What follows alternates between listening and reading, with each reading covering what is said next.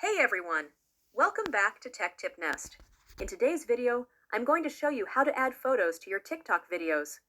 Whether you want to create a slideshow or just add a single image, it's super easy to do. So let's get started.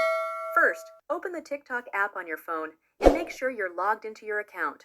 Once you're in the app, tap the plus icon at the bottom of the screen to start creating a new video. Now, at the bottom right of the recording screen, you'll see an upload button. Tap on it to access your phone's gallery. From your gallery, you can select one or more photos that you want to add to your TikTok video. Just tap on the photos you want to use, and then tap Next. Once you've selected your photos, TikTok will take you to the editing screen. Here, you can adjust the duration of each photo, add transitions, and even apply effects or filters to make your slideshow more engaging. To add some extra flair, you can add music or a voiceover to your slideshow.